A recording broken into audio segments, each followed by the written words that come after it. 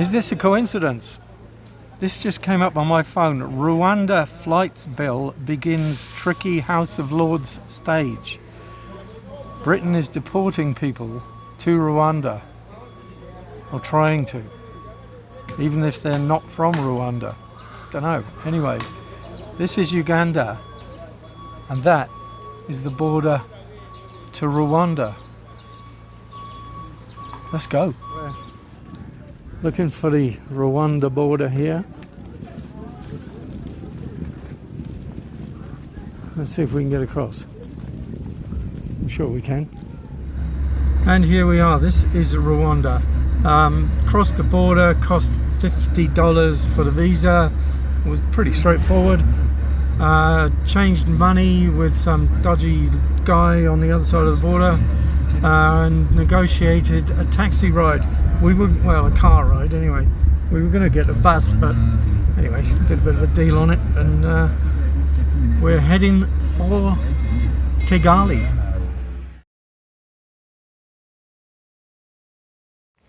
So having made it to Kigali, we're just going to go for a bit of a wander around now. When we drove into Kigali, noticed it looked like it was in a big valley. Hello, hello. And on first impression of the city, it is. There's no flat roads. It's all massive streets, massive hills. Anyway, haven't done much exercise for a while, and it feels like it. After touring around rural Uganda, coming to Kigali is a bit of a shock, actually. It feels very modern. One thing about East Africa, Kenya, Uganda, Rwanda, and I'm sure lots of other places, is the guys on motorbikes on every street corner. These guys are called boda bodas, or their bikes are, and they're motorbike taxis. The difference with the boda boda guys here is that they wear helmets. Not only do they wear helmets, but they carry helmets for their passengers. Because Rwanda, or at least Kigali, I don't know, seems like a real kind of law-abiding place. There's loads of security cameras and whatnot around. Which brings me to my next point, which is the security situation here. Everybody says that it's a very safe city. And that's kind of the way it feels. I mean, I'm not an expert, I just got here, but that's the reputation it's got. I mean, Bea went out the other night. There she is, and walked back on her own real late at night.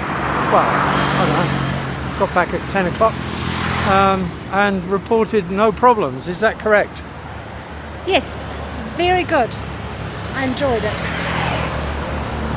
And there's the complete report. If I compare this, like this is the last place we're going to go in East Africa. We're flying out from here. The first place we went, where we flew into, was Nairobi. Now, I didn't do a YouTube on Nairobi. I started to do it, but then I felt uncomfortable there. And so I thought, well, I don't want to make a YouTube about a place and then sort of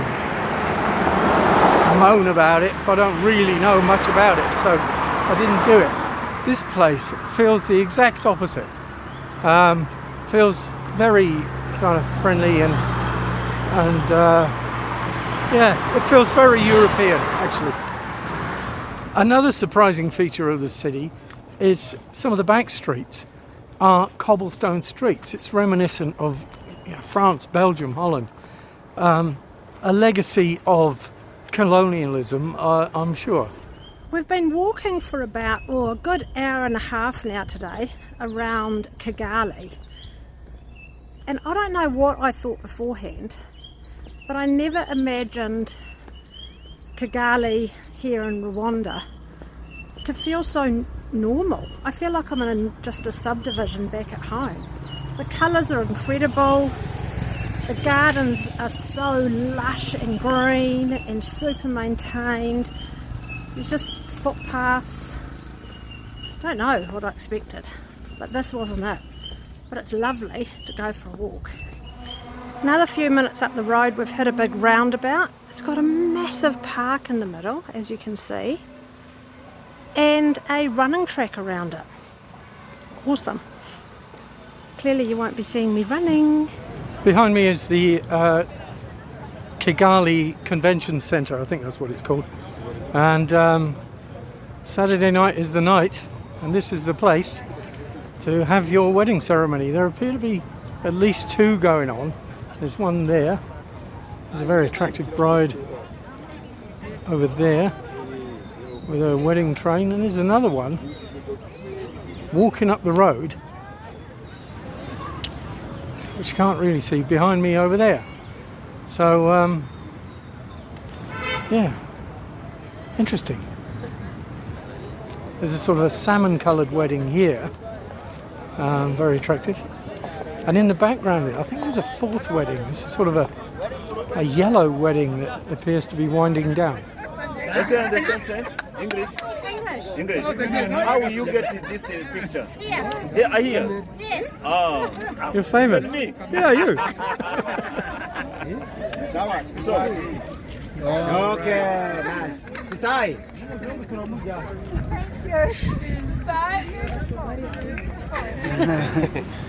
So Ferdinand, you live in Kigali. Kigali, and what's Kigali like? What is it as a place to live? Is it a good place? Yeah, it's a very good place and safe place to live, everyone. Like, especially when the foreigners came here in Rwanda, they treated it like a king and the queens here. Whoa! And Rwanda is a very, very safe country for Everybody says it's safe. That's the first thing they say. Everyone treated well. Yes. Yeah, like even when it comes for security in Rwanda, Right. our security is very, very, very good Right. compared with other countries here in Africa. Okay. And I would like to invite everyone from outside to come here in Rwanda and visit, because Rwanda is a country of 1,000 hills. When you come to Rwanda and when you try to move outside of a city, you will see even with your eyes. Right. So I invite everyone to come and enjoy our country of 1,000 hills. Right. Yeah. What an asset to the Rwanda Tourist Board. Tell me, you're in Kigali? Yeah, I live in Kigali. Yeah. And what do you think? You like living here? Yeah, of course, I do like living here in Kigali. Yeah. Because it is a good country, a good city, you know. Everyone's around the world is willing to come and see how the wonderful people, the beautiful country, you know. When you say 1,000 of years means we are a steep slope, like it's a kind of mountains, you know. We have a lot of mountains that surround the country, so everywhere you go, you just move, you know, it's a beautiful country, so Yeah. you know, it is a good place to Are live. you going to flatten it out? I think it's not flat enough. I get tired, you know, walking up the hills. Yeah, actually, If you can just level it out a bit, can you do that? Yeah, actually here in Kigali, it's kind of it's not as steep as other regions. Right. Here in Kigali, it's a kind of flat, you know. But when you visit like northern province of Rwanda, you go in the southern province of Rwanda, you find it's kind of only mountains. Yeah. So people are always climbing mountains, Oh, no. digging from up, down. You know, when like sometimes when it's raining. And it's kind of, you know, it is beautiful country to live in. Somebody else. Who is this? Yeah. We do have a nice people. Yeah. They are always very happy to receive visitors from Globe, you know. Right. It's a good place. Yeah. It seems very friendly. It is a beautiful country, I've got to say, you know. But there's always views. Yeah. That's the thing about hills. When you're on the top of them, you get a good view. So there we are. Thank you, my brothers. Thank you for your information. Yeah, Thank you so much. And Nice. we would like to recommend everyone outside of the country to come and visit Rwanda. Come and visit Rwanda. Yeah, visit Ferdinand We says do so. have beautiful people. They will receive you with good, you know. We are happy to receive you. Okay, and what a place. Look at this. Take a look around. Thank you. We're here with 4 weddings. 4 weddings and a funeral. No funeral. There's 4 weddings going on. So as we exit the Rwandan marriage conveyor belt, there's another one there, and head home. Once again, I'll just highlight the immaculate nature of the city. Not a scrap of rubbish anyway. Of course, it's not all Range Rovers and pristine gardens. Rwanda is still a poor country, and there's plenty of parts of Kigali that reflect that. Like this bit, for example. But, you know, it's still nice to walk around. You know, it's still pretty walkable. Apart from the hills. There's hills everywhere. Look. You know, there's just no flat bits. Other than that, you know, it's lovely.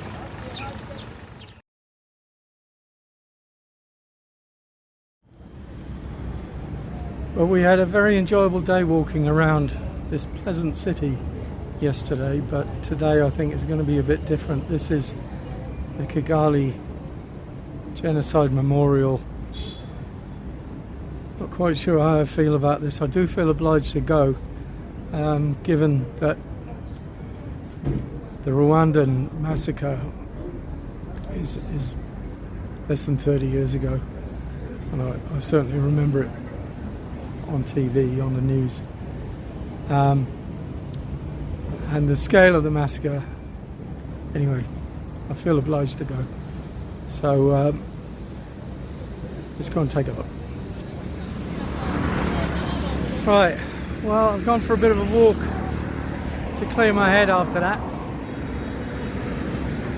It's odd to think that up on the hill there behind me, in this very normal looking place, there are the bodies of 250,000 murder victims, which constitute about 10% of the total people killed in the genocide 30 years ago. 250,000, that's double the population of the city I live in. And the numbers are weird. It's only a small country, it's only 7 million people. And everything's so normal here now, everything's so civilized. I don't know, I can't make sense of it. What I would say is that if you are a visitor to Kigali, go to that memorial thing. It's pretty harrowing, but it's extremely edifying. Looking back on the bits of video that I've made since coming here, I note that there are 2 things that are kind of recurring themes. One is what a pleasant place it is, and the other one is the security situation. I was going to make this video last night. In fact, I did make it, you know, my final thoughts video last night, and I did it walking down the road in a very nondescript sort of, you know, there's a few bars and shops around, and I stopped for a drink and gradually got surrounded by local security people. There's that word again. Who, after lengthy discussions, got me to delete the video that I'd made. And I had a chat to the guy afterwards, and he said, "Oh, we need to be very careful here. Our neighbours are very bad, you know. We've got Democratic Republic of Congo," which I suppose is fair enough. And given their history, and that's the other thing. The other thing here is it's very hard to square the circle of what has happened here in really recent history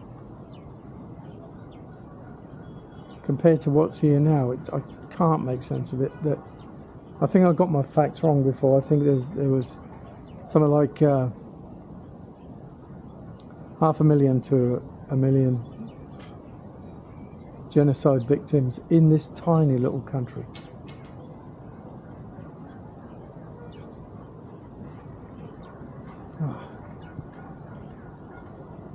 I don't know how you could move from that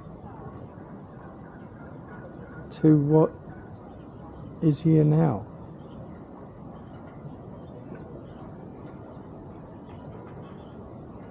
So it's a tough one to summarize, actually, this place. I mean, we've said, we and I, we discussed, oh, if we could live anywhere, we'd live here. It's a really nice place.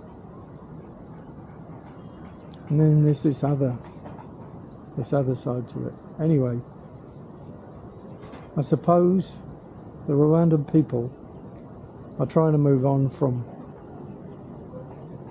their history without forgetting it. I don't think they've forgotten it, that's for sure. Anyway, they're trying to move on, and good luck to them.